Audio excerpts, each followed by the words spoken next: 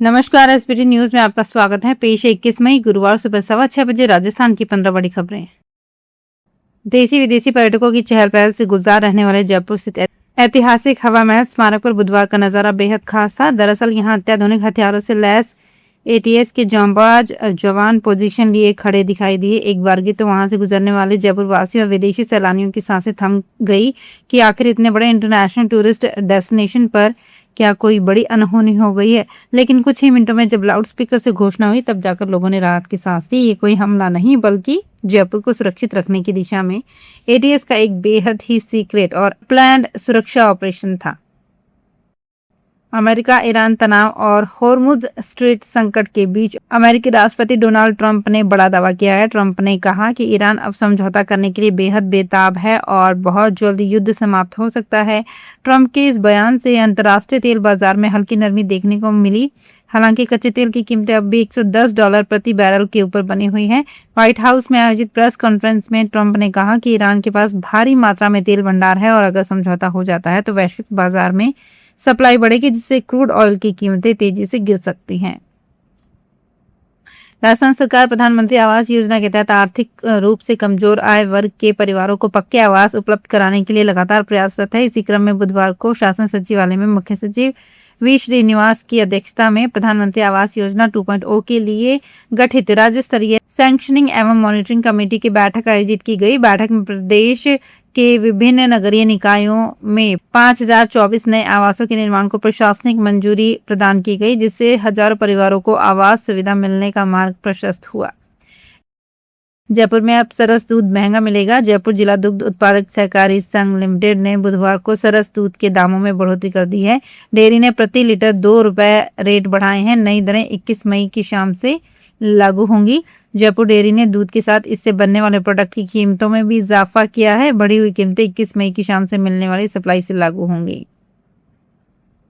डीग जिले की पहाड़ी थाना पुलिस और डीएसटी टीम ने संयुक्त कार्रवाई करते हुए करोड़ों रुपए के लैपटॉप चोरी मामले का बड़ा खुलासा किया है। पुलिस ने एक शातिर बदमाश को गिरफ्तार कर उसके कब्जे से 464 चोरी के नए लैपटॉप और वारदात में इस्तेमाल की गई मारुति बलेनो कार बरामद की है। बरामद लैपटॉप की कीमत करीब 4 करोड़ 14 लाख रुपए आंकी गई है। पुलिस अधीक्षक शरण गोपीनाथ के निर्देशन में की गई इस कार्रवाई को डीग पुलिस की बड़ी सफलता मानी जा रही है। पुलिस के अनुसार ये मामला महाराष्ट्र के नागपुर जिले के पास शिवनी थाने में दर्ज हुआ लैपटॉप चोरी और आपराधिक षड्यंत्र से जुड़ा हुआ है।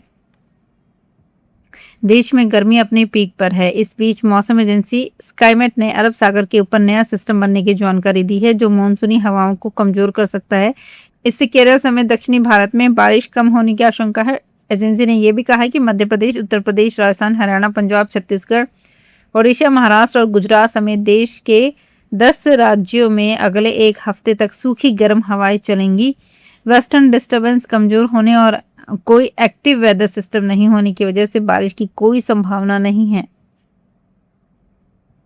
भरतपुर के गिरधरपुरा गांव में एक मकान के बाहर रखे ईंधन में अचानक आग लग गई। आग इतनी तेजी से फैली कि गांव के 20 से 25 मकानों को अपनी चपेट में ले लिया। साथ ही 30 मीटर दूर स्थित सरकारी स्कूल को भी चपेट में ले लिया। इससे स्कूल की छत की पट्टियां तक टूट गई। घटना लखनपुर थाना क्षेत्र में बुधवार दोपहर 1 बजे की है। गनीमत रही कि स्कूल की छुट्टी होने की वजह से कोई अंदर मौजूद नहीं था। एसडीएम सचिन यादव ने बताया कि दोपहर गिरधरपुरा गांव में आग लगने की सूचना पर नदबई, बयाना और रूपवा से 8 दमकल की गाड़ियों को मौके पर भेजा गया। 2 घंटे की मशक्कत के बाद आग पर पूरी तरह से काबू पा लिया गया। दिल्ली हाईकोर्ट ने बुधवार को आम आदमी पार्टी के नेताओं अरविंद केजरीवाल, मनीष सिसोदिया, सौरभ भारद्वाज और दुर्गेश पाठक को चुनाव लड़ने से अयोग्य घोषित करने की मांग वाली जनहित याचिका खारिज कर दी है। ये याचिका सतीश कुमार अग्रवाल नाम के व्यक्ति ने दाखिल की थी। याचिका में आरोप लगाया गया था कि आम आदमी पार्टी के इन नेताओं ने दिल्ली आबकारी नीति मामले की सुनवाई कर रही जस्टिस स्वर्ण कांता शर्मा के खिलाफ सोशल मीडिया और सार्वजनिक बयानों के जरिए गलत माहौल बनाने की कोशिश की। राजस्थान ग्राम विकास अधिकारी संघ की डीडवाना उप शाखा ने जल जीवन मिशन योजना में व्याप्त गंभीर विसंगतियों और विभागीय लापरवाही के विरोध में मोर्चा खोल दिया है। संघ ने मुख्यमंत्री के नाम विकास अधिकारी को ज्ञापन सौंपकर योजना से जुड़े कार्यों के बहिष्कार का निर्णय लिया है। उन्होंने स्पष्ट किया कि जब तक योजना की कमियों को दूर नहीं किया जाता तब तक ग्राम विकास अधिकारी जल जीवन मिशन से संबंधित किसी भी कार्य में सहयोग नहीं करेंगे। उदयपुर में भीषण गर्मी और लगातार बढ़ते तापमान का असर अब लोगों की त्वचा पर दिखाई देने लगा है। शहर में पारा 40 डिग्री के पार पहुंचने के साथ ही महाराणा भूपाल चिकित्सालय की त्वचा रोग ओपीडी में मरीजों की संख्या अचानक बढ़ गई है। प्रतिदिन 500 से अधिक मरीज त्वचा संबंधी समस्याओं को लेकर अस्पताल पहुंच रहे हैं। इनमें सबसे ज्यादा फंगल इन्फेक्शन, घमौरी, सनबर्न, एलर्जी, खुजली और टैनिंग के मरीज शामिल हैं। विशेषज्ञ के अनुसार तेज गर्मी, अत्यधिक पसीना और लंबे समय तक धूप में रहने से त्वचा संक्रमण तेजी से फैल रहा है। उज्जैन के श्री महाकालेश्वर मंदिर के बाद अब श्री काल भैरव मंदिर में भी श्रद्धालुओं के लिए शीघ्र दर्शन व्यवस्था शुरू कर दी गई है। बुधवार से लागू इस नई व्यवस्था के तहत श्रद्धालु 500 रुपए का टिकट लेकर सीधे गर्भगृह से दर्शन कर सकेंगे। टिकट मंदिर परिसर के बाहर बने काउंटर से सुबह 6 से रात के 9 बजे तक उपलब्ध रहेंगे।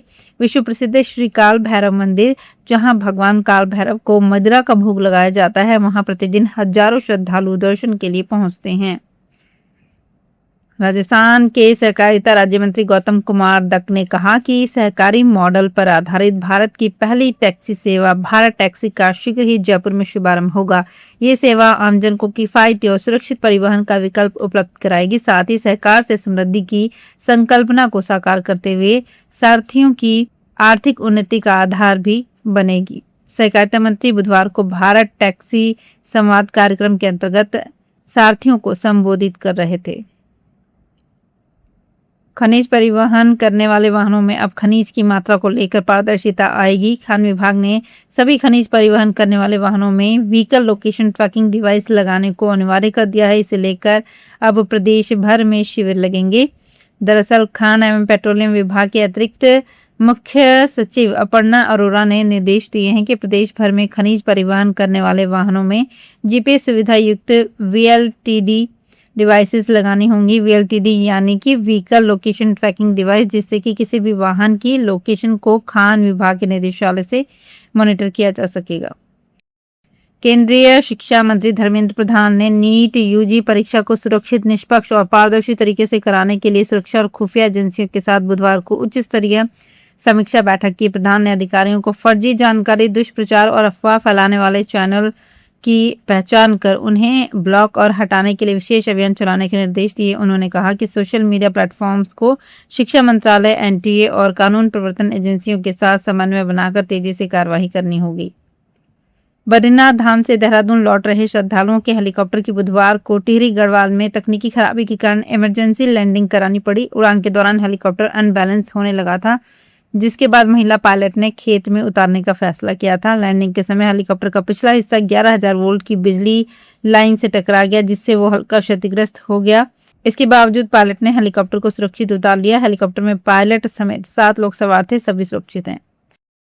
तो ये थी राजस्थान की 15 सबसे बड़ी खबरें। अगर आपको बुलेटिन पसंद आया हो तो वीडियो को लाइक करें, अपने दोस्तों के साथ शेयर करें और चैनल को सब्सक्राइब करना ना भूलें। फिर मिलेंगे नई खबरों के साथ। धन्यवाद।